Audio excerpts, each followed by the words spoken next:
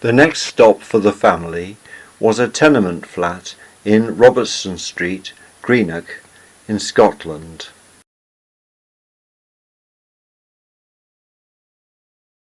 Dad had been posted to Scotland as adjutant to the Royal Artillery Territorial Army Regiment based in Greenock.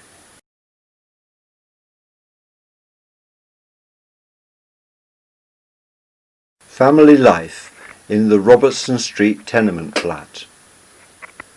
Bath time in the kitchen sink. So proud of my cowboy outfit. And of course our must-have Davy Crockett hats. Our first television, on which the first programme we saw was Andy Pandy. And in case you were wondering, the toilet was a shared one out in the courtyard.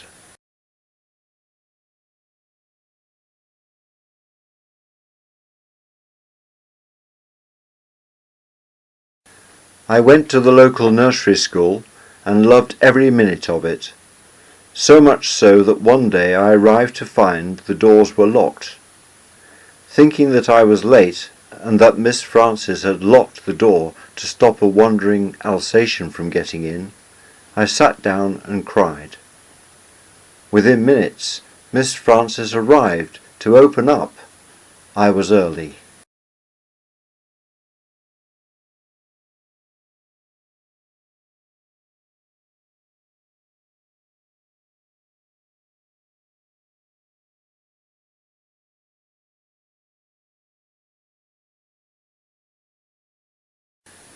We moved to Carmichael Street, a new semi-detached house recently built for army personnel. One day Elizabeth and I were playing in the street. It was windy, and a newspaper came flying towards us from nowhere. I grabbed it, and then between us we had such fun screwing up each piece and stuffing it down a drain. When we had finished, an out-of-breath man came running round the corner. "Have you seen my newspaper?" he asked. We both stood there with our arms behind our backs, innocently shaking our heads, and he continued to run down the road after his paper.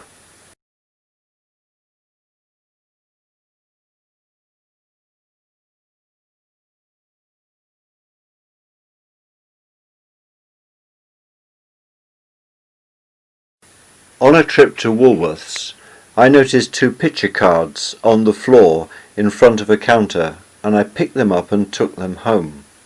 Later Mum found me with them and asked me where I got them. The picture on the cards was of a Mr. Gillette, and she opened one up to reveal a razor blade. They had obviously fallen off the counter, and I was told that this was stealing. I can remember a few nights spent wondering if the noise of approaching cars and their headlights were the police coming for me.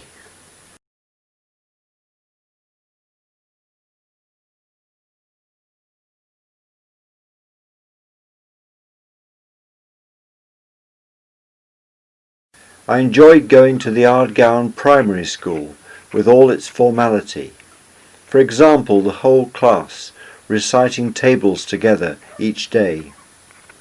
I was always first, second or third in the class, which might explain why I enjoyed the experience, alternating with 2 girls named Anne and June.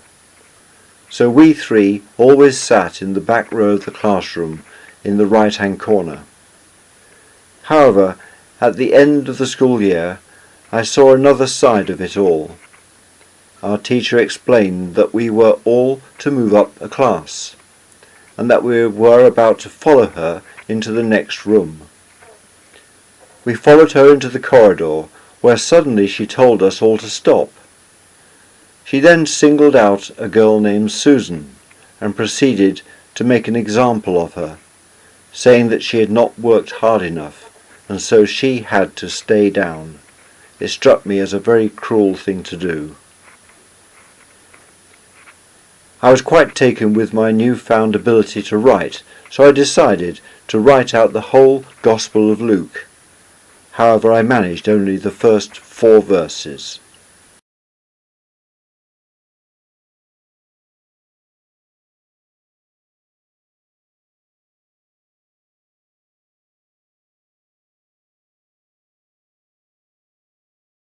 But I also got in with the wrong crowd.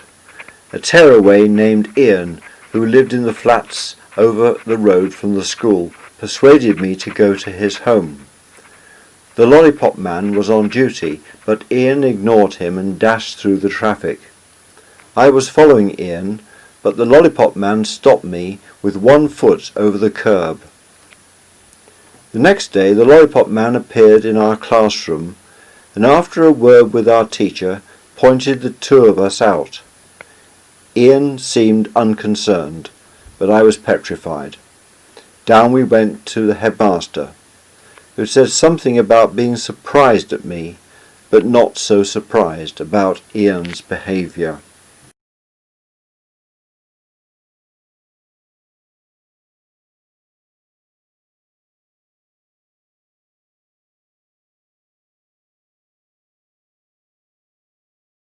I vividly remember being taken into hospital to have my tonsils removed, not one of my happiest memories. I had the indignity of being placed in a cot in a general ward and not being allowed anything to read or to play with for 3 days, except for a jigsaw puzzle of the Pied Piper which Mum had given me. No one was allowed to visit me, and I remember the cold corridor in which 7 or 8 of us waited for the operation, and hearing the cries of the latest tonsil-less child waking up from anaesthetic. And to add insult to injury, when 7:30 came one evening and my favourite television programme Wacko came on, I was wheeled behind the television.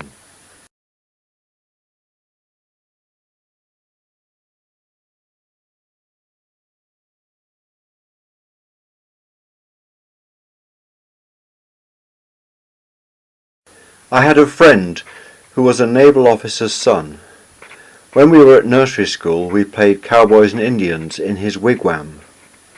2 years later, when we were at infant school, we decided to do so again, and were very surprised when we found that we were now too big for the tent. My best friend was Jimmy, who lived with his mother in the basement of a nearby house. He was obviously very poor. Our birthdays were on the same day, and after my party, to which 12 or so friends came, I went back to his house to play.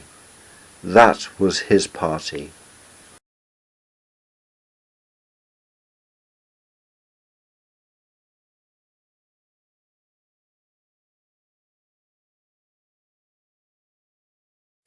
The toys I most appreciated at this age were a small metal jet plane that I was bought when we went on holiday to Ireland, a black and white Rupert book which was given when I was convalescing after some illness, and my first Meccano set, set 1, which I woke up to find one Christmas morning.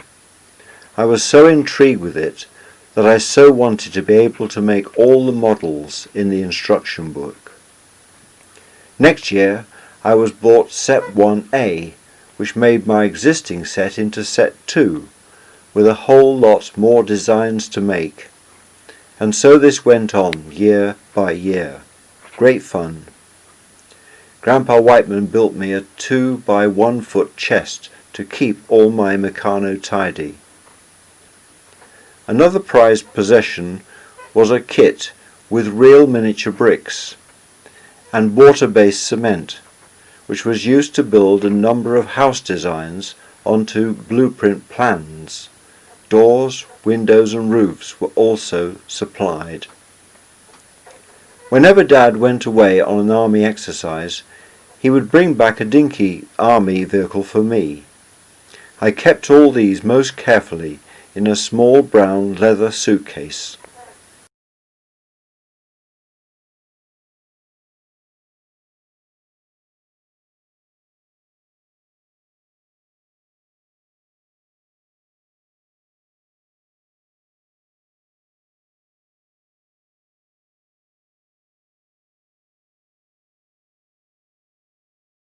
It was at this time that Mum gave birth to Rosemary, who sadly died within a few days of being born.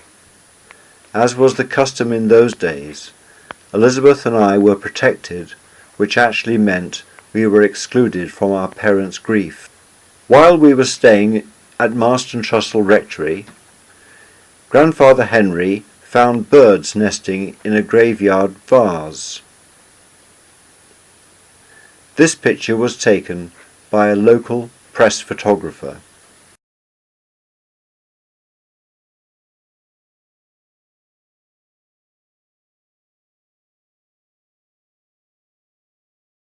I also remember the severe whacking that I got from Dad when I had ventured down to the forbidden esplanade in Greenock with another friend. We walked down one of the slipways and proceeded to slip on the seaweed near the water's edge. Having eventually made our way back to safety, we hastily made our way home in our water-filled shoes, only to be met by our parents. Dad's anger was probably justified, as he had recently been part of a search party for a boy whose body was eventually dredged up in the Clyde.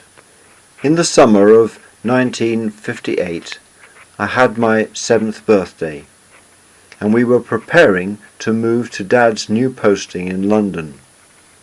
At the end of my last day at the Ardgowan, I was walking home with a woolly ball that I had made.